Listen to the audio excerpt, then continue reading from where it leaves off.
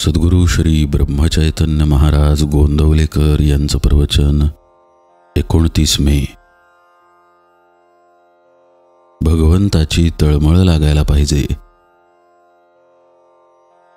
ज्याला जे आवडते ते आपण केले तर त्याला गोड लागते. भगवंताला प्रेमाशिवाय दुसऱ्या कशाचीही गरज नसते. भगवंताचे प्रेम यायला त्याच्याशी आपलेपणा लावून ठेवावा. भगवंत जोडल्याशिवाय नाहीच राहणार असे ठरवावे. भगवंत जोडावा हे ठरल्यावर मला लोक नावे ठेवतील याचा कशाला विचार करावा. निश्चय आहे तिथे सर्व काही सुचते. तळमळ लागली म्हणजे मार्ग दिसतो. साधू संत मार्ग दाखवायला सतत तयार असतात. मात्र आपण आपली देहबुद्धी बाजूला ठेवून त्यांना शरण जावे. सर्व जग जर भगवंताचे आहे तर मग काळजीचे कारण काय.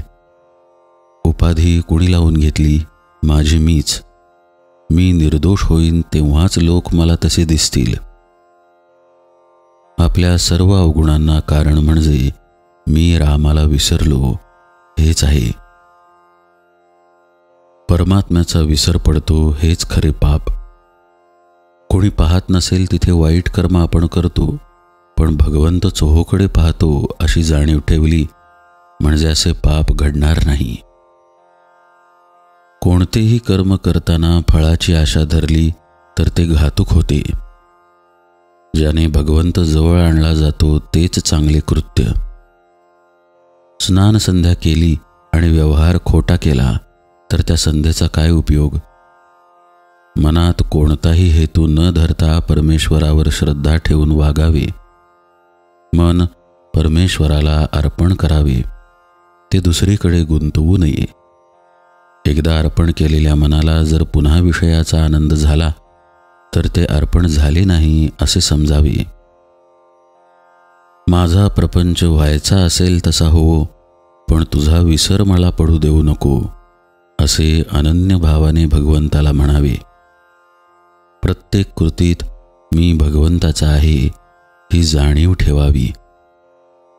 पडत्या काळातही जो भगवंताचा होऊन राहतो त्याला कशाचीही भीती नाही वाटत. पांडवांच्या जवळ प्रत्यक्ष भगवान असताना त्यांना किती संकटे सोसावी लागली. संकट येऊ देऊन मग त्यातून बाहेर काढण्यापेक्षा भगवंताने संकटे टाळलीच का नाहीत याचे उत्तर देणे सोपे आहे. पुष्कळ वेळा आपल्यावर येणारे संकट कोणी टाळले तर ते संकट येणारच नव्हते असे आपण समजतो.